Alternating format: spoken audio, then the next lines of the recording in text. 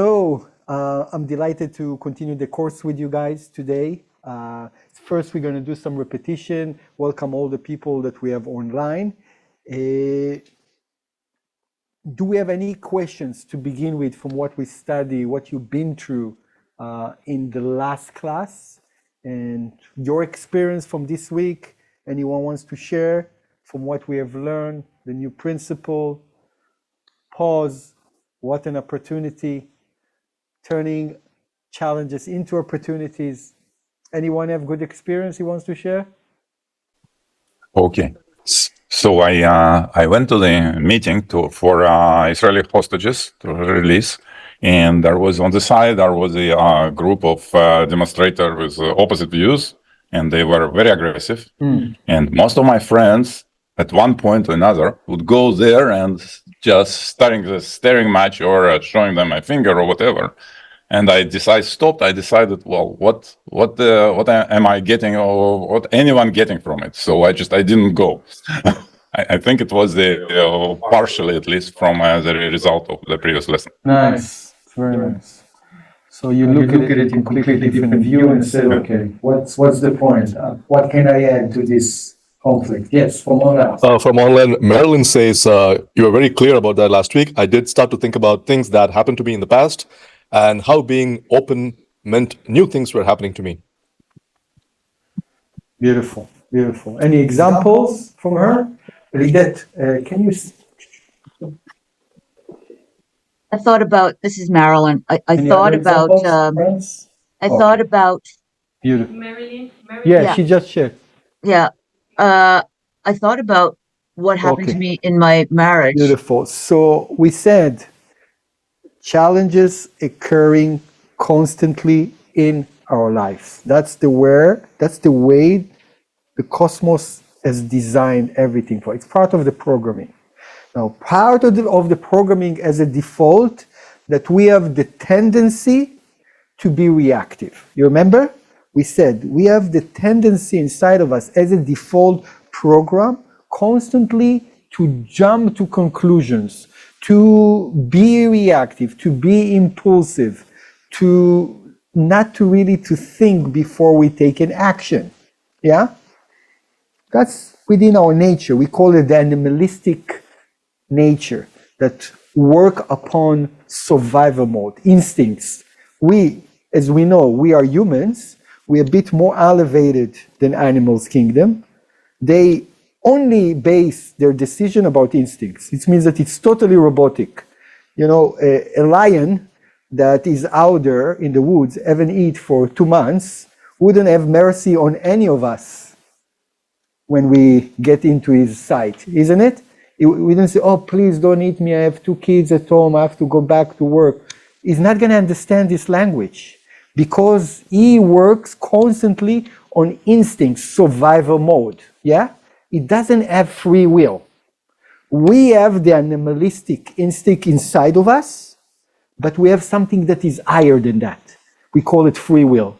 We can decide to act like animals, per se, or we can decide to act like humans. Humans can transform things. Humans can choose to act differently.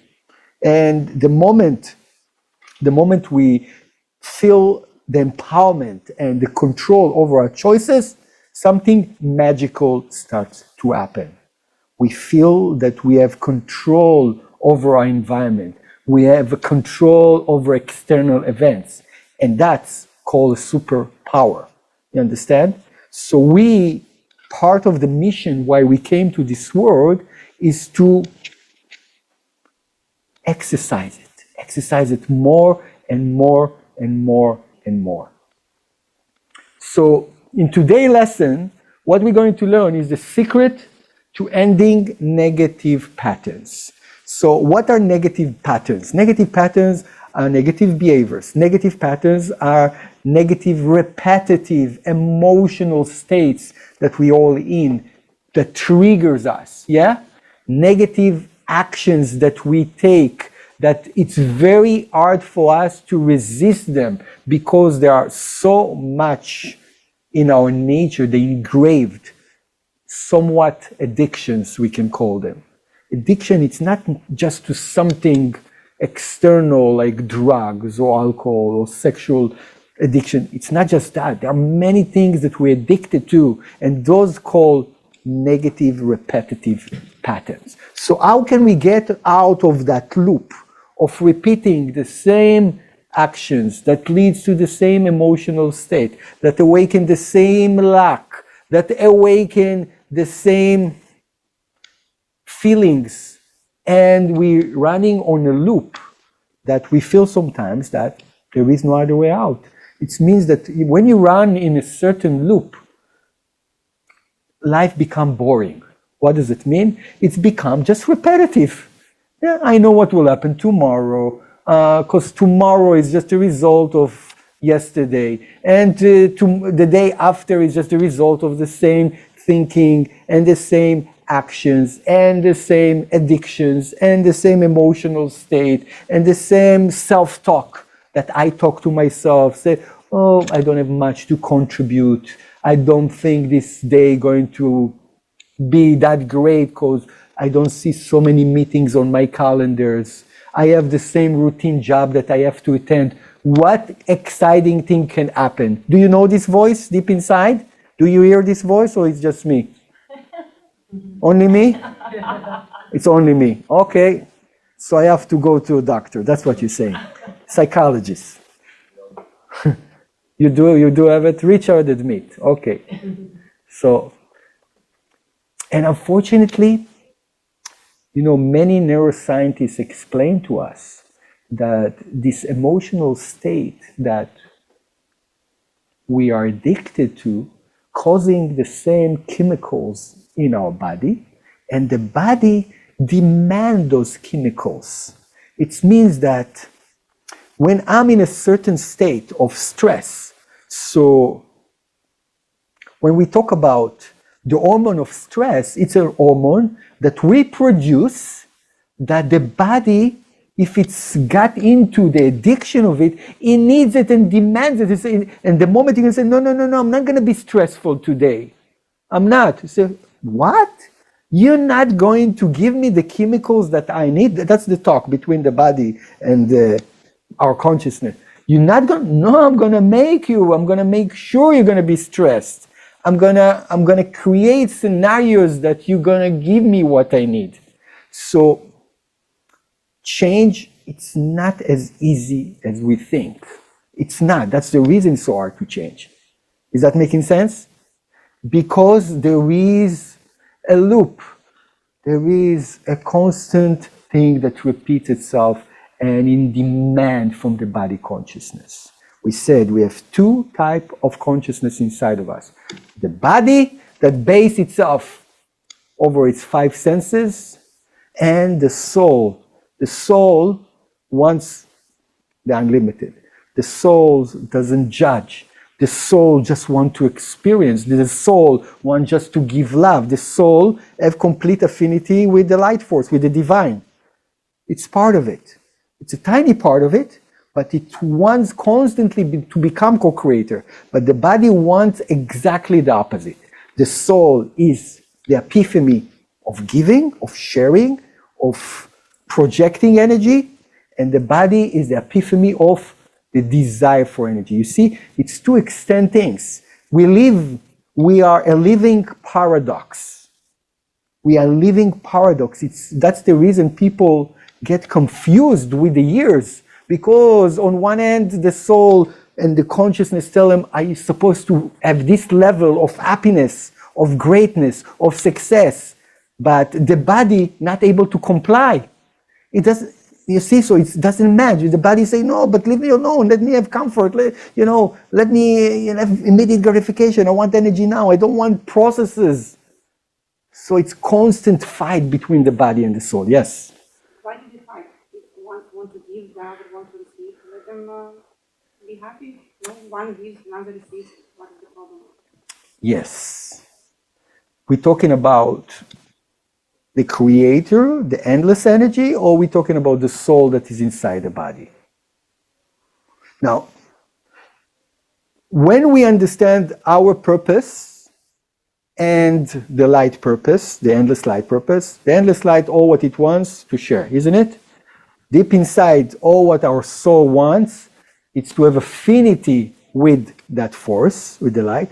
But in between that, there is the body consciousness that interferes, because it's as the curtain, the blindfold of limitations. It doesn't see exactly the truth. It sees illusion. It sees limited data. It sees limited view. So its decision making of the five senses of the logic mind, it's based on just the five senses. So the conclusion of the body says, just give me a little, I don't need the endless light.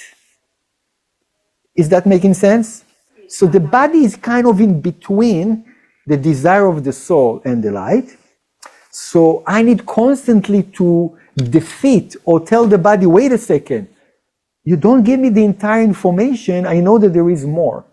The body, according to its logic, according to its senses, is saying, no, we are in survival right now. There are predators coming to hunt us. People are attacking us.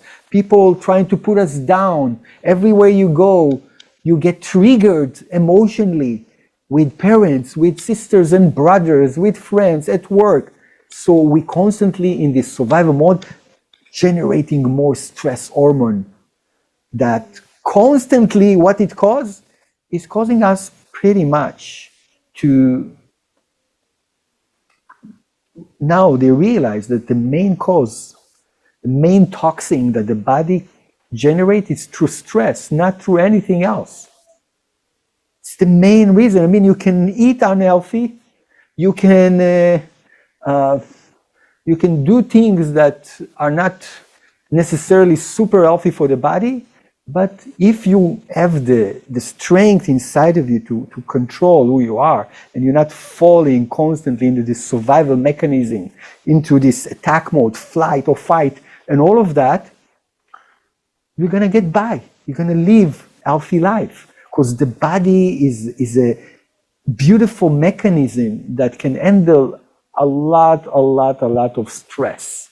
Stress that you put through the negative food, through the negative behavior, through the laziness. You can handle it. Of course, it can be more productive when you put them under discomfort, you know? When you put the body intentionally under discomfort, you know what happened to the body? You know what happened to the body when you put them intentionally under discomfort?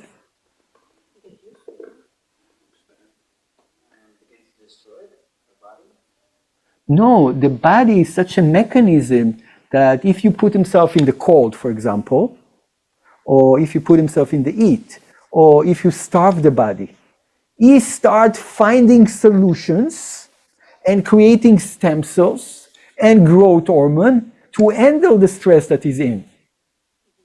It's a beautiful mechanism. So it's the opposite.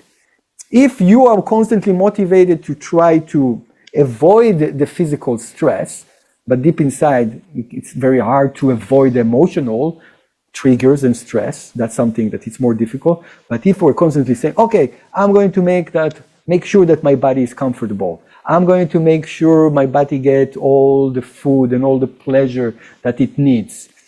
I'm going to try to avoid any pain. That's the reason it's so hard for us to go towards training and towards doing things that are behind our nature in terms of giving. Why the light is opposite than who we are? Because the light doesn't have desire to receive. The light doesn't think, oh, let me be comfortable. The sun doesn't think, let me take a vacation. Yeah? It just constantly produces energy. So we have a mechanism inside of us that can simulate the same way. And the moment we exercise it, we feel that there is endless energy that comes to us. As much as I do more, as much as I give more, as much as I stretch myself more, but I'm not overreactive about it. I'm not looking at it as a burden. I'm just looking at it as a merit, as a pleasure to get out of the comfort. You know, we just started today, it's the new moon of the month of Aries, yeah? So we're actually beginning the cycle of the new astrological year. It's a new year today, actually. And it says it's all about renewal. And because it's all about renewal, the 12 signs of the zodiac are inserted in the 12th first day of this month. So we have the power to overcome our astrological blueprint, astrological limits and nature during this month. How we do it? So today we are able to control the month of Aries because this is the first day. From tonight, after sundown, enters the month of Taurus.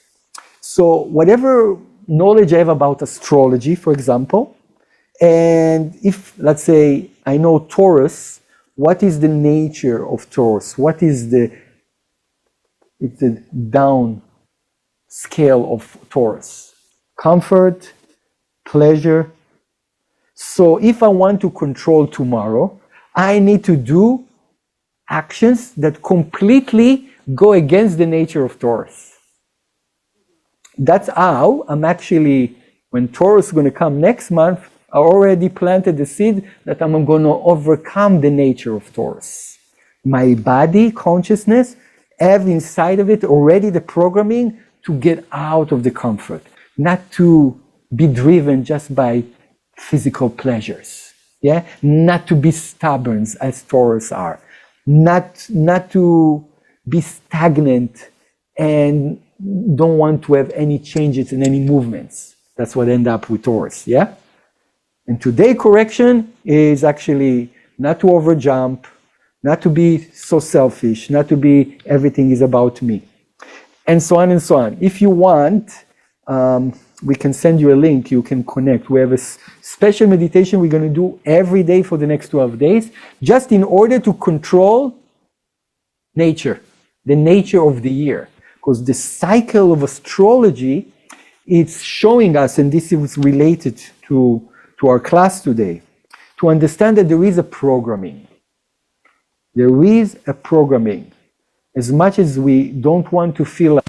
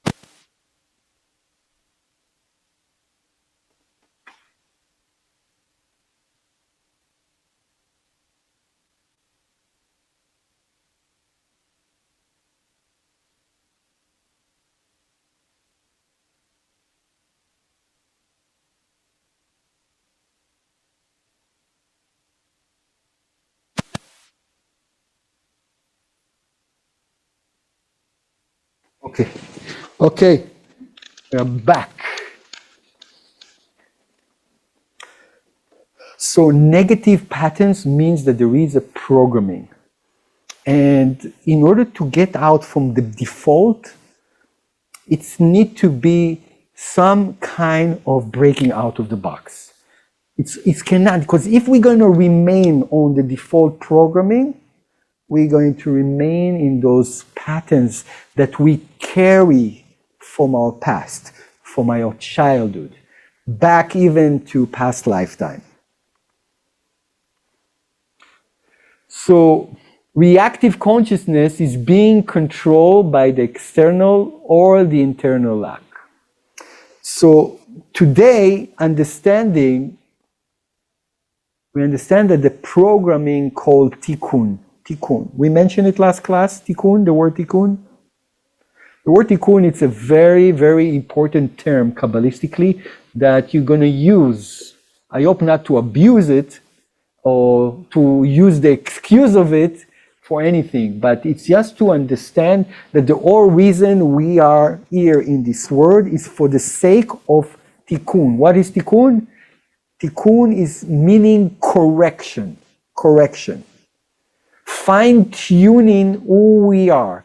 It means that we acted, we were, we felt like in the past, and we given second chances to change that behavior, to change that emotional state. So Tikkun means the things I came to transform and to reveal the power of my soul. So Tikkun works on its up-down and its downscale. Yeah, downscale is all those limited patterns that I'm feeling that I cannot pull out of, and the upscale is all those talents, all those gifts that each and every one of us has that haven't been able really to demonstrate, to use in our life. So one end is negative patterns that we have, that we fall into in our default states. It's within our nature. We don't need to make a lot of effort. It's just our nature. Each and every one of us has his own nature, okay? Some of us more lazy than others. Some of us are more judgmental than others. Some of us are more pleasing than others. Yes? But some of us also has the talent of kindness. Some of us have the talent of public speaking. Some of us have the talent of organization. Some of us has the talent of leaderships. Now, to what extent I'm emphasizing this talent, usually it's limited. What does it mean? It means that I didn't manifest yet my maximum potential. It could be that I'm on a leadership role. It could be that I'm on a management role. It could be that I'm an artist and I'm creative. But probably it's only around 5-10% of that maximum potential. Can you imagine? Now, I won't be able really to extract all my potential unless I'm working also on my downsides. Because my downsides are like the weight, not letting me to grow. So I have to drop those weights. I have to clean them up. If I clean them up, I feel more free to use my powers. Is that clear so far what it means, Tikkun? Question about it? It's very important. From now on, we're going to talk about it. As long as you are within the Kabbalah studies, you're going to hear Tikkun, Tikkun, Tikkun. Tikkun means correction. Correction means there is something broken that I need to correct. Not within my soul, within those things that wrapping the souls. Those layers that I've been put over my soul, over my years, generations, lifetime, past lifetime. Yes, question. So, if I understand correctly, so the Tikkun, Bring the mic. I'm sorry, can you just? Let me bring the mic. So just to clarify, if I understand it correctly, so the tikkun is basically something that we have to do in order to get rid from those negative patterns that we have. And on top of that, we came here with soul purpose. Soul purpose, it means that each and every one of us hold a very unique superpower that we're here to share with the world, that we're here to add to the world. So it works end by end. One end, I need to work on the ego part that limit me, those selfish attributes that exist within me as a default from childhood. I know them. You know patterns that exist within you from childhood? Can you remember those? They are there. Remember? They are there. It's crazy. How come I have to have this same pattern over and over and over since I'm a child? It's not because I was a child. It's because I brought it from my past lifetime. That's where the extra understanding that we not just new creature, we already coming with the baggage to this world. The tikkun is the baggage, is the weight, it's the burden. As much as it sits on you strongly and heavier, it make you passive. It's make you paralyzed. Say, oh yeah, I want to do this. Yeah, but I have a fear. Yeah, I want to do this, but I have an insecurity about it. Yeah, I want to be successful, but I'm too lazy. You understand? I want, but there is some kind of a burden sitting over me till I won't peel it away, find, unpack it, and see what it is. Because without understanding what it is, I'm just going to feel, say, yeah, I feel that it's impossible. So probably I'm not capable. That's where the self-talk and the self-hate starts to tell me, yeah, I'm not deserving, I tried, but I do not deserve, I'm not worthy of it. Yes, please. So just to clarify, so there is a kind of a contradiction in the tikkun. This tikkun is a repair or correction, which has a positive meaning. On the other hand, you are describing the things that are falling under the category of the tikkun, some negative patterns or just limiting behaviors and everything else. So which of these categories are tikkun and which of these categories is not? So is it positive or negative? The meaning of this word in this connotation of Kabbalah. I didn't fully understand the question. I'm sorry. Okay. Okay. Try I'll again. try to repeat again. Yes. So Try to simplify it. the meaning of the word is a correction, Yes. which has a kind of positive connotation to get rid of some negative patterns, negative behaviors, negative limiting behavior, some addictions, not addictions, behavior from the childhood, something that we want to get rid of. So the correction, positive. However, you say that tikkun, and you summarizing it as those things that you want to get rid of. So which Because one of it it's is not the who you tikkun? are. Who you are, it's not those negative things. You can be entangled to them. You can relate to them, but that's not who you really are. It's like if you take this diamond in the rough, okay, and it's all covered with the, how do you call it, this black thing around it? Carbon. Yeah, this coal. Yeah, this coal around it. Said, yeah, this is disgusting. It's worthless. It's worthless. Throw it away. But if you put it under pressure, you start taking out the coal. Suddenly you see the diamond. This is who we are. We are the diamond that wrapped up with something that is not really us. It's covers, layers. We call it curtains. We call it shells of negativity. We're going to get into it. They're not who we really are. They're just part of the mission of our life to peel so we can discover the diamond that exists within each and every one of us. Is it answering you? Let's go on and then Yes. more examples. Yes. Yes. Okay. Go ahead. Talk to the mic. Okay, well, what I understand is he says that tikkun by definition is the correction for which we came, which is a good thing. Whereas the examples you gave for I that, don't know why it's a good thing, because usually for the body it's super uncomfortable to do the tikkun. That's the reason most of the people of the world that are not really aware of this wisdom, they're not really following most of their life their tikkun and the reason why they came. And that's the reason they find themselves in lack. They find themselves in depression. Because someone that is already on the mission and was able to unpack what is this tikkun in this world, he's never going to get depressed. Because he knows his purpose. You understand?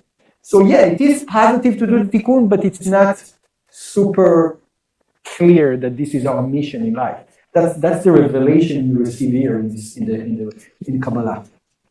Approximately how long does it take you to correct the cartoon, or what's it called? Few lives maybe. Yeah. Yeah. It depends. Few lives. We So don't have that it time. depends. How does that work? It depends really on how much you own it. Yeah? Because a person can complete his tikkun in one lifetime.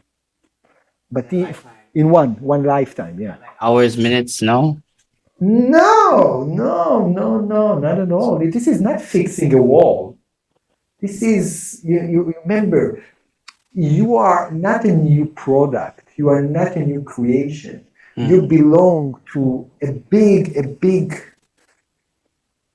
Universe. invention Mhm. called humanity that started almost 6,000 years ago, that has so many cycles.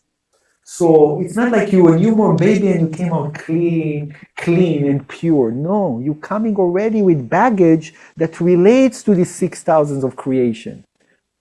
That you picked some of that work that need to be done. So it cannot something that can take just minutes. Hours, days. No. Sometimes it takes lifetimes for people.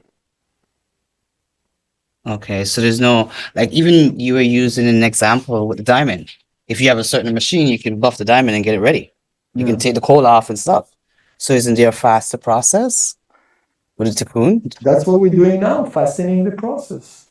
Because without this wisdom, people can go around for lifetime focusing on being successful, focusing on glamour, focusing on pride, focusing on control, focusing on whatever they focus on, but not just completely not focusing on what they came to correct. And this is unfortunately the illusionary reality that we fall into here. That we get diverse to work on the things that not necessarily our mission. Yes. So for example, if a person came to the right field, for example, to get some maybe help or to learn some new stuff, will he be successful in at least get rid from the depression, or he needs to wait for a lifetime? How does it work? So any tikkun that a person receives as a mission, it means that it's doable. Whatever limitation he got, he started as a poor person, he can get out of poverty. He started someone depressed, he can get out of this. So there are some cases that are not repairable. Yeah, someone came retarded to this world, probably something that you have to carry as a tikkun for different reason for his entire lifespan. Okay? Someone came blind to this world or got blind in a certain age. Part of his path is to go through that too. This certain limitation is part of his mission. He needs to be in a state of happiness even though he has this limitation. Okay? So there are many colors, there are many, how do you say, there are so many examples and branches to Tikkun, but the Kabbalists put together the beautiful understanding of this technology, that it's genius really to understand that everything that exists in this world serves a purpose with whatever limitation he has. But definitely if someone has the tendency to be very angry in this world, and every day you have to fight his anger, it doesn't mean that it's not possible to overcome it or to restrict it. Yeah? There are some comments from the online people. Marilyn says, I understand that it's a lifetime's work. So it's a constant process, and I assume the focus is on the process rather than finding perfection. Yes, Marilyn. You can say that, but the most important thing that we see is really to break things down and to learn to identify what is my personal tikkun. That's not easy to do. Because sometimes we are mistaking, thinking that this is my problem, but in reality, there is an inner cause problem that's causing this behavior to happen. So it's not so easy to identify. But the moment I start to identify and exercising what we learned in the first class, pause was an opportunity. Then I start peeling the layers and I'm start reducing the power of that layer of negativity that is over me. I'm starving it till it's break down and I'm no longer controlled by it. Is that making sense? So if I have judgment that is constantly there, I need to be constantly unconditional, constantly giving credit to people, constantly be, forcing myself to behave the opposite way. By that, I'm reducing the power from that layer of negativity. And eventually it breaks down, and suddenly I'm no longer judgmental. Sometimes it can take few good years in my focusing on it. Sometimes it can need to take a lifetime. Sometimes it can take even less than that. Depends to how much this layer of negativity control over me. Yes. What is unconscious behavior? All you describe, and so I need to be aware. I need to be conscious of limitations. But there are a lot of stuff that is basically unconscious. Why they are conscious? Because I'm already in a repetitive behavior, in a robotic repetitive behavior that I don't put any intention. I'm not really looking at what I'm doing. I just accept it as is. I accept it as unchangeable. I accepted that that's who I am. Instead of saying, wait a second, that's really who I am? No. Can I do without it? Will I live better without this pattern behavior? So when you bring it that to your awareness, when you are conscious about how this behavior limits you, how this emotion is really making you feel stuck, how does it reduce your level of happiness and your fulfillment? Say, wait a second, can I do something about it? And when you start bringing it to the conscious mind, there might be a chance that you're going to be able to resolve it. Yes. We have a question here, Richard. Maurizio is asking, okay, so if it takes lifetimes, it seems overwhelming, but at least we can start the path as we do not gonna remember what's happening in the next life, right? Comments? Any comments? Okay, guys. So we all affected by Aries. Aries, they don't have time for process. So today, we need all to realize that, it takes lifetime. So, why we are focusing on finishing? We want fix it now. Yeah. We just started to study 2 minutes ago, and that's it. We want this magic pill to fix our life in seconds. Does it really work? No. Again, as someone said in the crowd there back home, we need to enjoy the process. It doesn't mean that all those patterns supposed to be waved away so easily. No, life is about ownership. It's about overcoming. Yeah? So you start small and you grow with time. You take bigger challenges with time. What was your question? I just wanted to contribute my understanding of it, see if it's correct, see if it helps. Because I used to study astrology, so I understand Tikune to be similar to like your self node, which is, and correct me if I'm wrong, but your self node as in like for your blueprint astrologically, like for me, it's in the topic of home, and that's my comfort zone, and there's something there that I need to, it's like my challenge in life that I'm meant to overcome. And for me, it's like home, the comfort zone, like staying close to my roots, my parents, but feeling like this is just not fulfilling to me. There's something more. And what I'm meant to go towards is, for me, meant to go towards is like career wise. So like, for example, I've had to like learn this over 30-ish years to, I know I'm older than I look, to realize like, what is this like pattern? I keep making decisions in my life that don't quite feel aligned to like what I'm supposed to be doing, but they feel comfortable to me. But it's like, that you're just reverting back to my comfort zone. I need to correct that and overcome it and like do the opposite. So like I literally left home to focus on my career. Like that's for me personally, like my area of life that it is centered around. And so that's what I understand like Tikune to be. It's kind of like this challenge for you personally that you are meant to realize and overcome and head towards the opposite of that. But it takes, for me, I don't view it as it takes like a lifetime as in like I won't get there until I'm 90, but it's taking me, first few decades of my life, and now I'm starting to like strive towards it and live more in alignment towards it. That's how like I understand it. Yeah, it. the focus is not really, oh, wow, I need to work so hard now that maybe in the end of that lifetime, I can get there. It's not about getting there. There's nowhere to get. What there is to enjoy the process, because we chose this tikkun. We chose this mission. They say that we chose, it means that we had free will before we came to this physical domain, that we chose our astrological sign, we chose our parents, we chose our environment, we chose our upbringing, our culture, and any starting point that we started.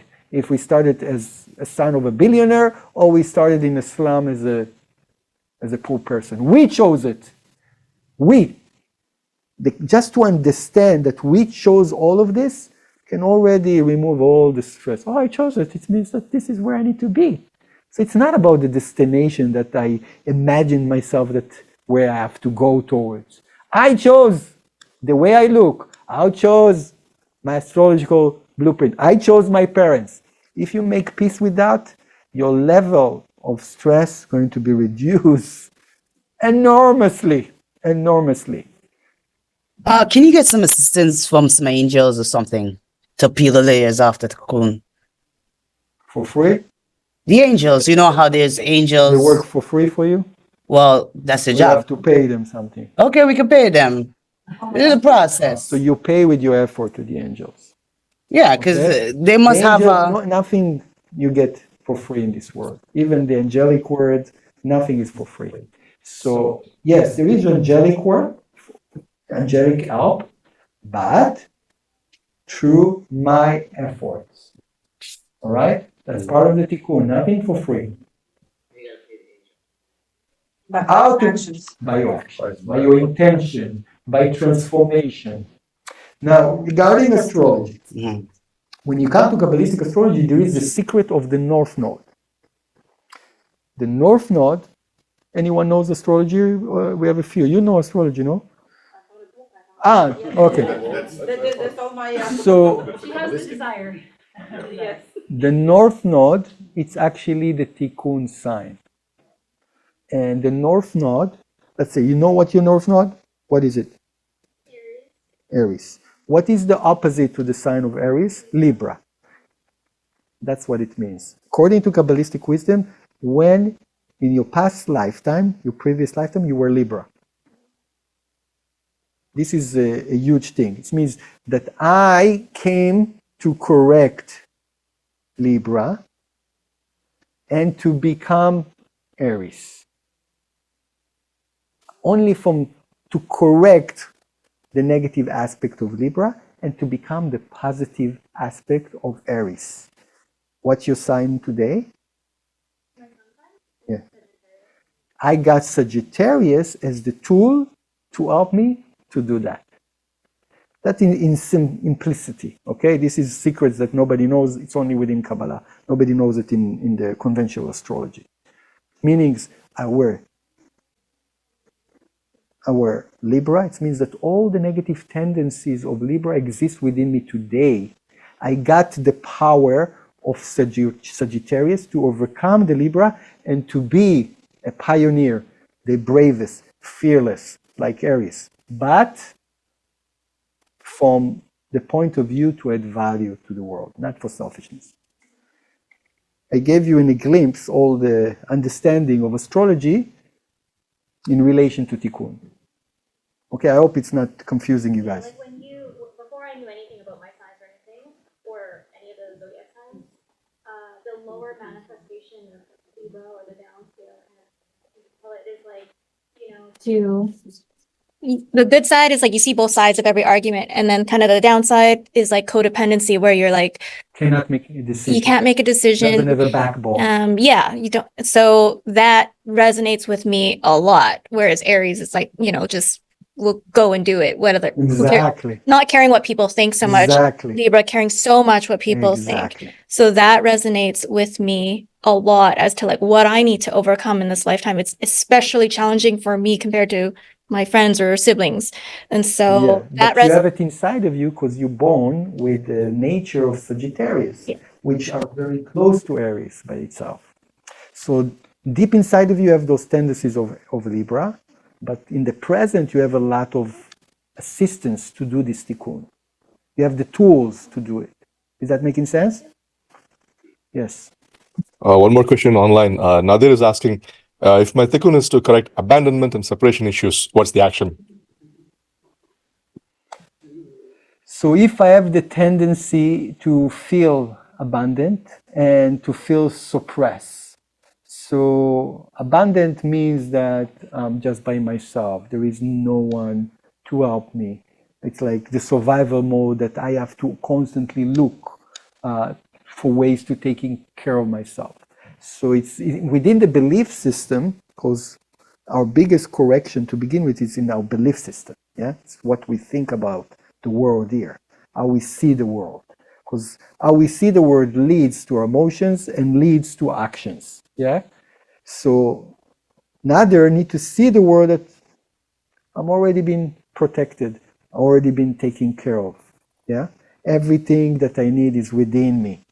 It's not about I need anyone from the outside to fill me up.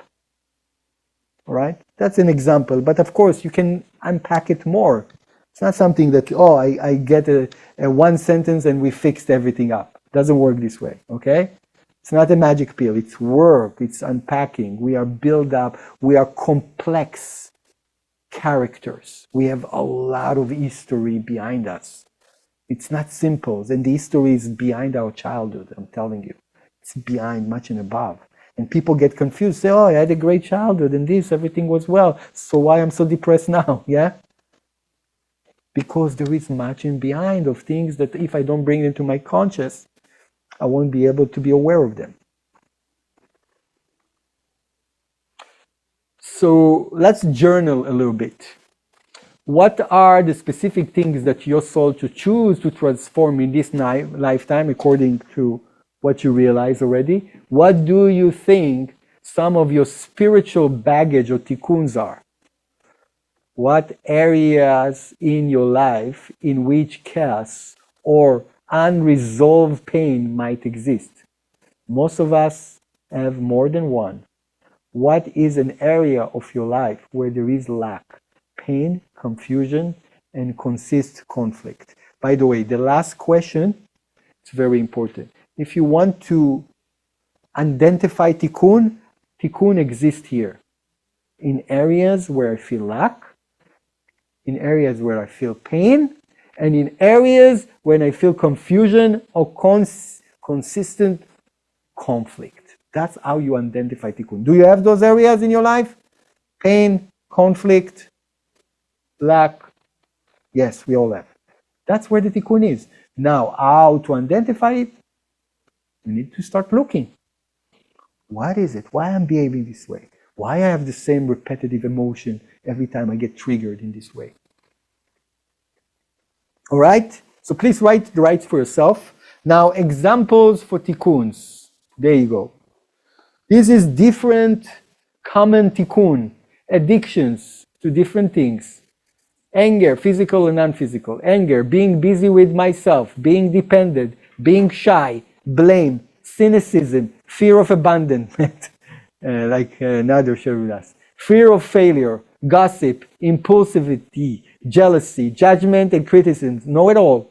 Laziness, low self-esteem. Last, neediness, need of respect, not wanting help, over controlling, oversensitivity, people pleasing, pride and arrogance, sadness, self-doubt, tendency to isolate, worrying what others think. What happens if you have all of these?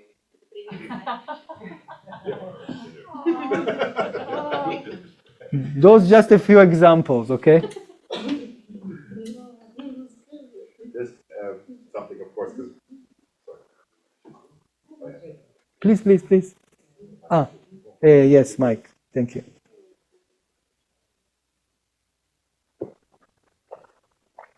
Because we're coming from different backgrounds, Sure. and understandings, and faith backgrounds. Are these akin to sins? Is the word sin used in Kabbalah, or not? Is that sort of, it just comes in right now for me? Sin is a different thing. It's a different thing. Sin is when sin is like to miss the target.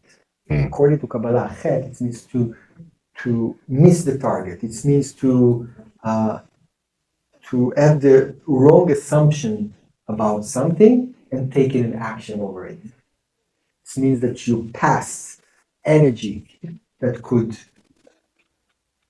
reveal light, and you pass it to the side of your tikkun, to the side of negativity. Okay? Because of assumption that this is the better side to do. Because you behaved from one of those, Yes. that's where it's leading to what you call sin. But sin, it's a very religious, limited understanding of things. Sin towards whom? We think, oh, I disobeyed the Creator, I disobeyed what the Bible told me to do. The Creator doesn't have any desire to receive. So every, what you call sin that you're doing, something is damaging you and your connection. Like a mistake. We took the light and we didn't Beautiful. control the situation, overcome it, but we reacted. Yeah, So but we took nobody now mistake. punish you because of that. You just created another layer of limitation between you and the light. To correct. Exactly. Exactly. More things to correct. That leads me to my next question, which was earlier, abstract but simplistic. Do we increase our tikkun in this lifetime, or we've already brought enough? Do we add to that baggage in this Yeah, lifetime? of course. Of course. So we bring baggage, and then we can, because of You add more, our choices, you add more, and or that's the reason. our experiences, our life experiences, maybe some of which we can't control from childhood. Some people come The and baggage they're increases. able really to correct things and really grow. And some people will actually decrease the clarity with the light, their understanding, their spiritual understanding. Some people evolve spiritually, and some people decline spiritually. Yeah. So it's And it could be that all the successful people that you see out there not necessarily are climbing the spiritual ladder. It's completely different scale to what we see with our five senses. You know? Are you going to help with the understanding? Because it seems like the list of tikkuns, and you did not list everything. Or each of us, I believe, would find quite a few in this list again, and more. So, is there any parameters how to pick one? Because it's hard to work on. Let's say you have 5, hard to work on all 5. Yeah. Or that's recommendation just to go in parallel as much as possible. So the idea is that all probably exist within us to a certain extent, to a certain intensity. And usually I suggest to choose something that is the most urgent, that is most loud right now in your life, that you already feel it. Because if you feel it, that it's a block, it means that that's time to work on it. Is that making sense? If you really feel it and it's obvious to you, and you see that it's already used as a block between you and your happiness, it means that's the time to work on it. Good, good. So start. No worries.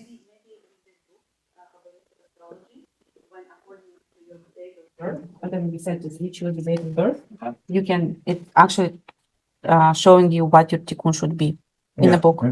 So maybe try it. Yeah, it's a very simple way to understand someone tikkun by a small paragraph. It's been summarized for you for a small paragraph to understand, but it could be also very vague to you.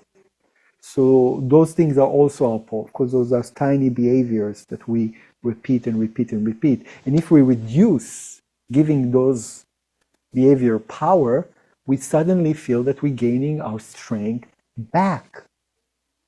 If I'm a pleaser and I'm trying to please everyone around me, I'm not losing the same energy. I keep the energy for me really to do the things that are really important.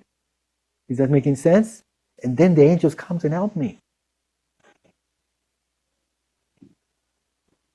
That's what they do.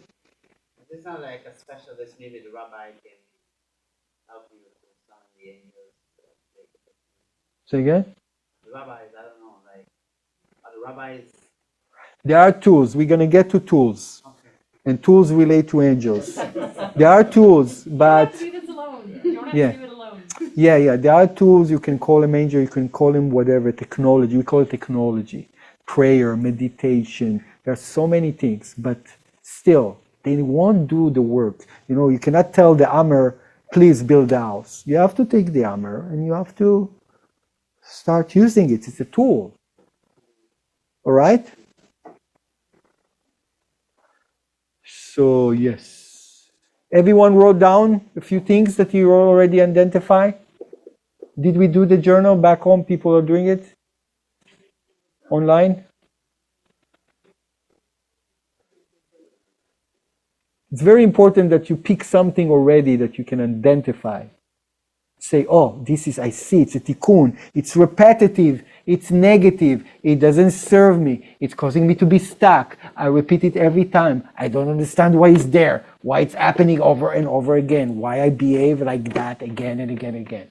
You have at least to realize one thing like that. That's how you understand tikkun. Okay? Get it. It's very important that we put things on the table. We put the cards on the table. Because the ego likes to put everything under the carpet. Everything's okay, I'm perfect. It's everyone else to blame. My parents to blame. How could it be my parents? I chose my parents. I can no longer blame my parents for anything. Forget about it. Every time say, oh, it's because of my parents, forget about it. Doesn't exist. In the language of Kabbalah, it doesn't exist because I chose them. It's my astrological sign. Doesn't exist. I chose this. It's my upbringing. No, I chose it. It's part of my package that I came to this world. It's going to reduce the stress, I'm telling you. So after we identify one of those things that we have to correct, how do we correct it? We need to think how it's, again, related to one of those. And we need to see when it's getting triggered, we can start applying, just, it's more, but you can start applying what we said last week. Pause. Oh, I want to please. Oh, I'm insecure. Wait a second, why should I be insecure? I am the light. Everything that I need is within me. How can I be proactive? Yeah? This is already a process. All right? So spiritual rule number 2. My life is a perfect plan designed to help me with my soul correction. No destination. No, it's going to take me a lifetime to finish my correction. No. Everything is already perfect. Exactly as I chose, exactly as I wanted. I just need to enjoy the process. Yeah, it's required effort, but when someone goes to the gym and enjoy working out and see the result of working out, how his energy level grows, how his body become more fit, how he become more energized, say, wow, that's great, I enjoy it. It's a bit painful to wake up early in the morning and to start lifting weights or running on the treadmill, but you see the benefit of it, so you start enjoying it.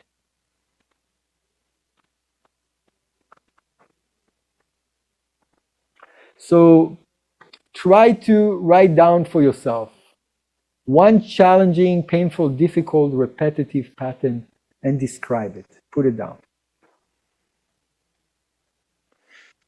It's try to find something else.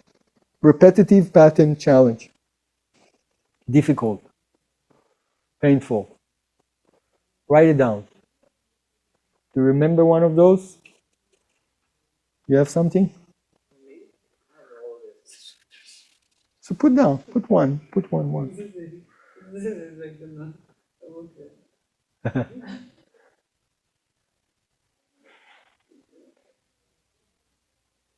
Describe it a bit.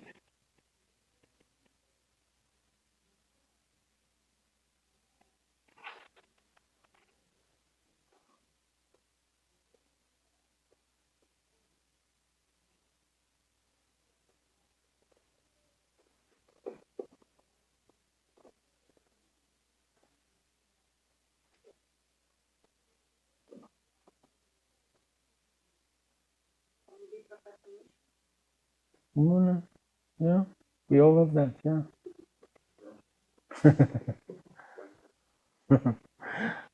Yes. What about tuning? The what? That you can use. You know what I'm talking about? Like a tuning fork. You can use a tuning fork. No. Don't know what I'm talking about.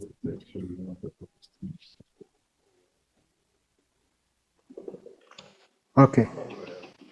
So the spiritual tool of today in relation to what you wrote down, in order for you to start having a glimpse how it's related to your tikkun, we have to awaken a question. Why is it in my movie? I want you to ask this question constantly every day about things that happen, that especially that you dislike, even things that you like, and say, okay, why? Why do I have the Mary to be so successful? Why have to be so lucky? I don't know how many of us feel like that. To feel so blessed. You feel? So you need to ask, why is it in my movie? Why? Because I'm so great? Or because the Creator gave it to me for a reason? And then you need to ask yourself, okay, what's the reason? Just so I can enjoy it, or I can do something with it? Yeah? And when something bad happens, why is it happening? Is the cosmos conspire to put me down? Or there is a reason to show me something? The cosmos is trying to show me on the path that I need to perfect, to fine tune. Yeah?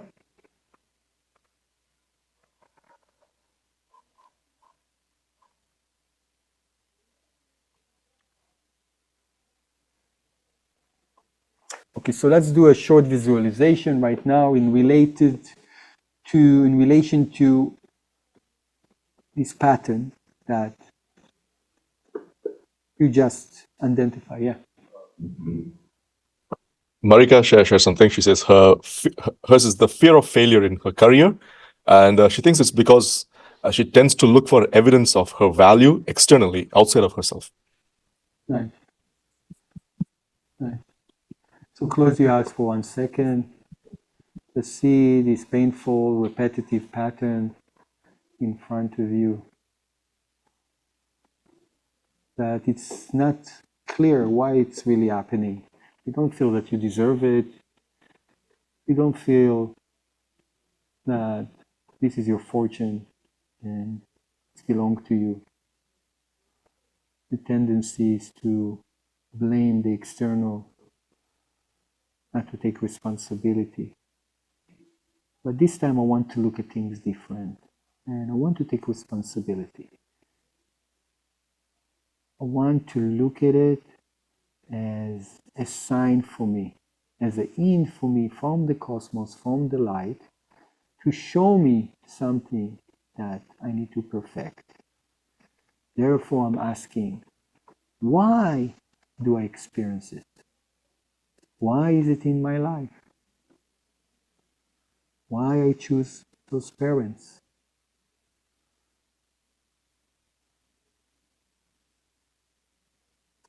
Why I get triggered the same way? Why is it in my movie? Why this pain occurs over and over?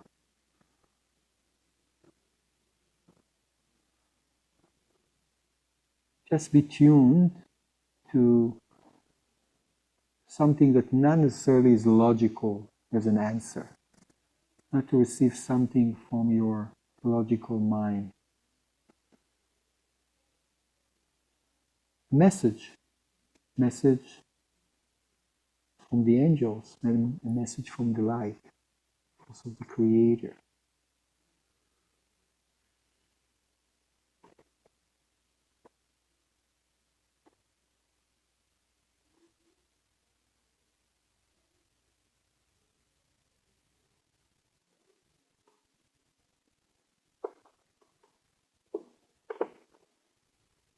Remember, the light wants us to evolve much more than we want to evolve, because we are spending energy on other things, of evolving spiritually.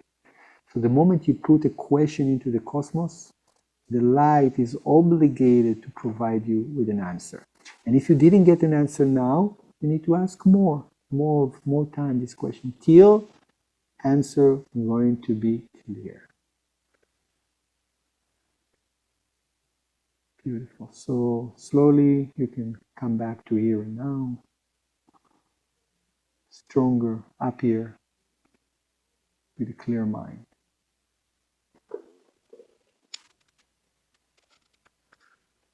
Why is it in my movie? Anyone wants to share what answer he got? If it's something different or that makes sense now, more than ever, more than before, that he didn't realize it? No answer. Okay. Patience. Sometimes takes time for the email to send to become to your inbox. Look. No. Anyone got something for us online? Okay. No worries. Exercise it more, okay? So spiritual rule number 2, my life is a perfect plan designed to help me with my soul correction. And the spiritual tool is to ask over and over again, why things are happening? Why is it in my movie? Question to help me to find my tikkun. So we said, why is it in my movie? Why is the light in my soul trying to teach me? What can I do about it? Something happened, what can I do about it? Good, not so good, great, not so great. What can I do about it? And I want to identify, what happened here?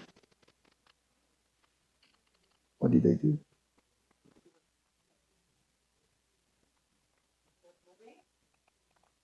Oh.